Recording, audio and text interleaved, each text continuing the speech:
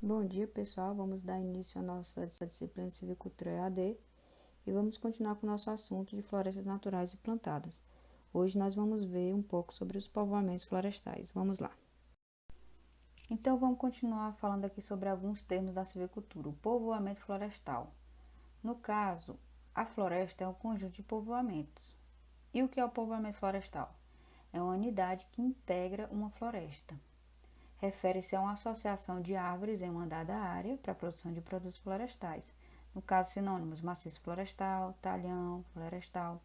É uma parte da floresta que se distingue do resto da floresta por causa da sua estrutura e composição particular de espécies arbóreas.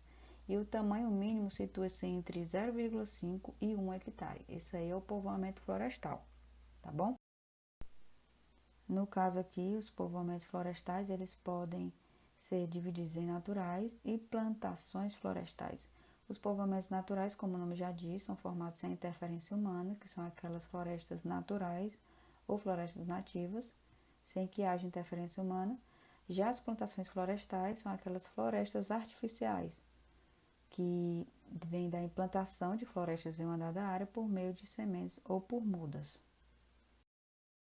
Então, o povoamento florestal ele pode ser dividido em povoamentos equiâneos e inequiâneos. Os equiâneos eles têm povoamentos regulares, normalmente artificiais, e geralmente são de floresta de eucalipto. Então, gente, são também designados por povoamentos regulares, que são aqueles que em um determinado momento as árvores pertencem à mesma classe de idade, isto é, a diferença de idades entre as árvores jovens e adultas não é superior a 20% de idade da rotação. Os povoamentos equiâneos, que a gente está falando, normalmente eles são povoamentos artificiais e poucos deles, se não nunca, são encontrados como povoamentos naturais. Então, são mais artificiais, tá? Dada a dificuldade que existe de se conhecer a idade real das florestas nativas. Geralmente são árvores da mesma idade. Por exemplo, se a idade de rotação de um povoamento for de 50 anos, esse será considerado um equiâneo, se a diferença de idades entre as árvores adultas e jovens for inferior a 10 anos. Então, entre as florestas equiâneas, as de eucalipto são as mais plantadas e estudadas no Brasil. Para o manejo dessas florestas é necessário conhecer o potencial de crescimento e a produção total do povoamento para poder planejar o volume a ser colhido. Já os povoamentos florestais inequiâneos, eles são irregulares. Eles possuem pelo menos 3 classes de idade misturadas no mesmo povoamento, como vocês podem ver nessas figuras. Os povoamentos inequiâneos, eles podem ser naturais ou podem ser artificiais. E a floresta de miombo é um exemplo típico deste povoamento de inequiâneos, que é uma floresta que é bem diversificada. Então, pode ser também de naturais ou artificiais, tá certo? Então, nos slides anteriores, eu falei do povoamento florestal em relação às idades, equiâneos e inequiâneos. Já em relação à perpetuação, pode ser de alto fuste, talhadia simples e talhadinha composta. Vou explicar cada um deles. Nesse slide, a gente pode ver a perpetuação para o alto fuste. Ele é conhecido como corte-reforma após o corte raso da floresta e realiza-se o replantio da área. Então, alto fuste é o sistema no qual a regeneração do povoamento ela se obtém através da sementeira ou do plantio. Então, só de semente ou de plantio. Então, para que a planta possa se perpetuar, você tem que semear ou fazer um transplantio, né? Normalmente é realizado com a troca de material genético na entrelinha do plantio antigo. No caso aqui, os tratos culturais são necessários tratos culturais à formação da floresta, como preparo do solo, plantio, irrigação, adubação, controle de pragas e doenças. E é um método de transformação direta, que é uma vegetação local, ela é substituída por cultivos florestais. Prioriza, então, a produção de madeira, tá certo? Já a talhadia simples, que é outro tipo de perpetuação, é um sistema de corte raso com o intuito de produção de madeira para fins menos nobres.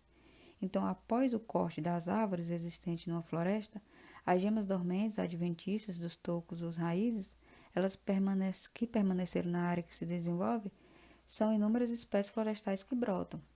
Então, qual a diferença?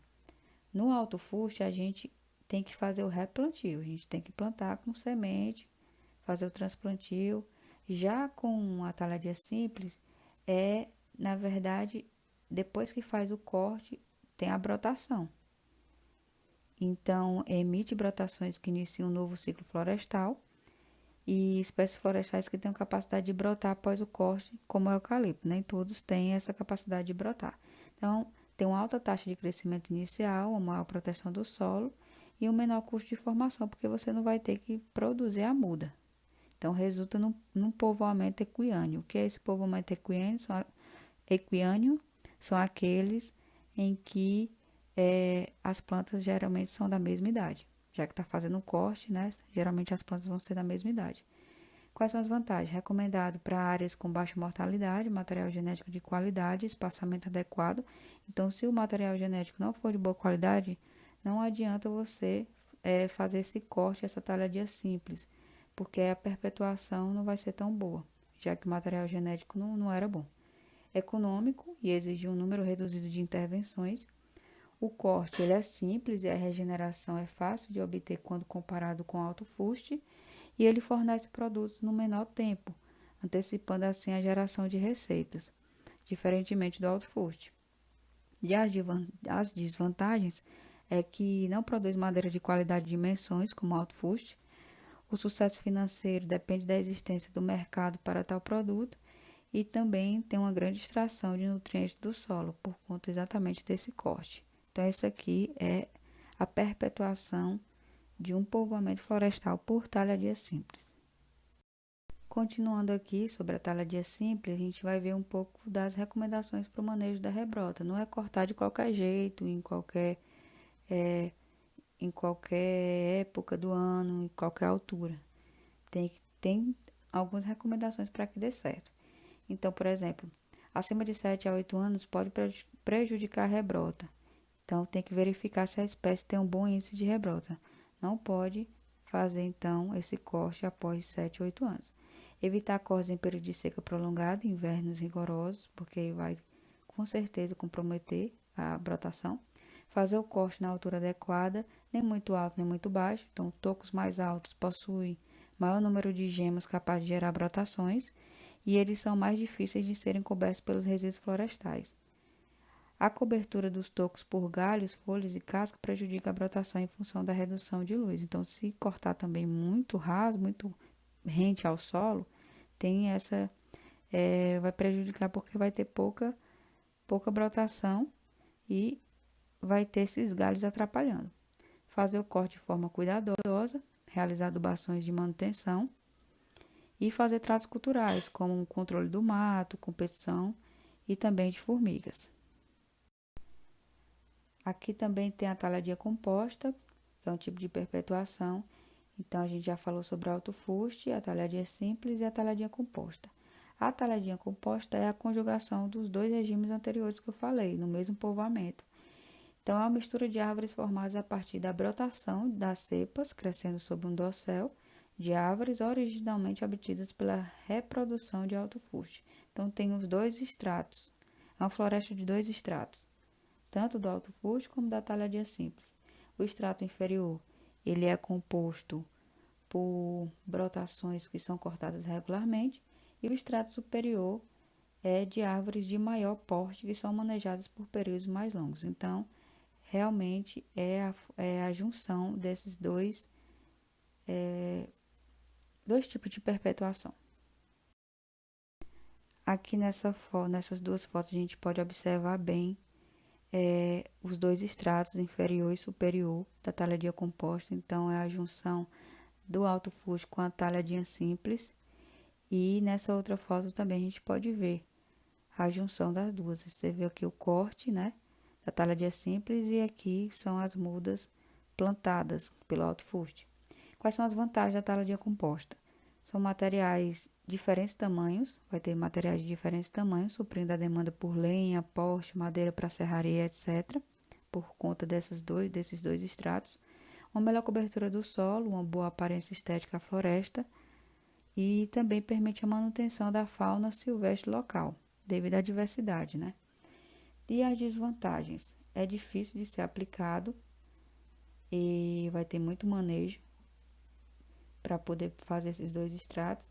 Menor crescimento do subbosque abaixo do dorsal superior, como também a colheita vai ser muito mais trabalhosa. Então, esses são os 3 tipos de perpetuação de um povoamento florestal. Então é isso, pessoal.